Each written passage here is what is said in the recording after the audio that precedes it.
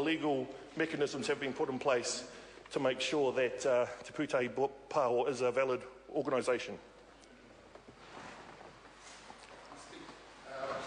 Honourable Dr. Peter Sharples. Wa poto māku kia whakahuki koro kia lātau ko koro mai kia mātau. Kia hau I tēnei rā. Tuatahi kei te mihi au ki te Maori Affairs Select Committee. A guoti pai a rātau mahi a tēnā koutou. I runga au ki ngā kōrero. O ngā mahi kuotia koutou I tā koutou hui. Ko whaia e au tēnā me taku tari. Tēnā tu koutou. So, just acknowledging Maori Affairs Select Committee for the work that they're doing. And to everybody in the House who have raised issues, they're all good questions about process and representation and so on. I'm very happy to respond to those. Pūtahi Pāho is a group that has been given the management rights of the spectrum.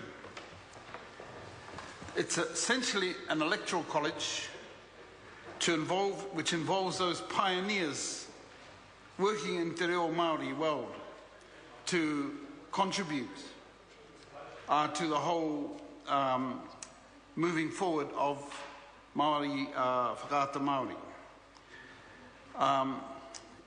It keeps the kaitiakitanga separate from the operations of a commercial enterprise. So this is a common thing for Māori, so that the Electoral College for Fisheries represents the tribes in that case, and they appoint people onto the board, and that's how it goes. Well, similarly, this Electoral College involves members from the following organisations. Ngā whakaruru hau ngā reo I dirangi o Aotearoa, te tauiho o ngā wānanga, ngā ho whakaari Māori, te rūnanga nui o ngā kure kapapa Māori o Aotearoa, te rūnanga o te ātārangi, kohanga reo, Māori Women's Welfare League, ngā pai whakapūmau I te reo Māori, me te kaunihera Māori o Aotearoa nei. So those are the people that are the organisations that have somebody in that electoral college. The two that stepped down as a result of inquiries, both from within the Maori Affairs Select Committee, but also from outside, was Māori Congress delegate and also Kawe Te Rongo. Kawe Te Rongo.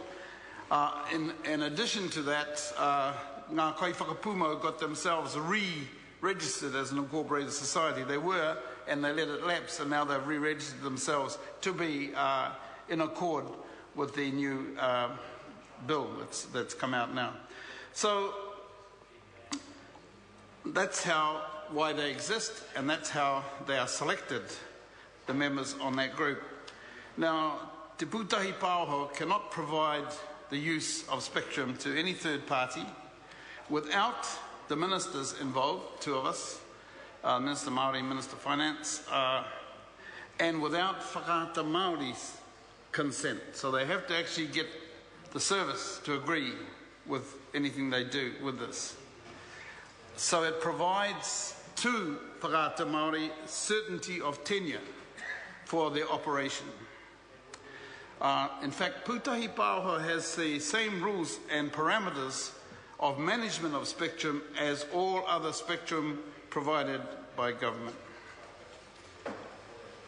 So on the other question, I need to tell you, it was asked about the quality of the reo. There is one particular section in this bill which is directed directly to the growth of Māori programs for native speakers. Ngā mea matatau, tino matatau I te reo Māori, ngā mea tipuake I roti I te reo. So for those speakers, so we can have that lot progressing and enjoying and contributing, as well as those who are just arriving at te reo Māori at tēnei wā. So that's definitely a aim in this new bill. On the question of ona tikanga, ngā tikanga Māori, it was felt, and I got to remind you, these are iwi leaders and native speakers and people working in the reo who are on half of the people on the board of television, whakaata Māori. It was felt ona tikanga Ona tikanga ties the reo, shows the reo is in fact part of a culture and a way of life as opposed to existing side by side alongside some customs. Honourable Dr. Peter Sharples. And that is basically how we've always referred to te reo me ona tikanga, to show it is essential a leadership role, but it's also part of the whole culture. So some of the comments that were made earlier actually can be explained by what I've just said now about the place of te reo Maori and ona tikanga a kei roti te ao Maori. So it's all a whole thing. The question of the selection of the CEO, when people brought areas that they were worried about to my notice, I immediately contacted the chairperson and the deputy chair, and they gave me to see if due diligence and proper process was being applied to the selection. They gave me the assurance, so I'm waiting for a report when they've made their selection on the whole process in every event in it. Because I'm the minister, I have to stay an arm's length away from that.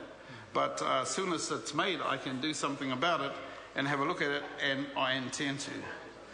So that's some of the answers to some of the questions that you asked. But I'll ask you, please, to understand, Paoka Whakaata is part of the Maori world. And in the Maori world, we sort of own everything.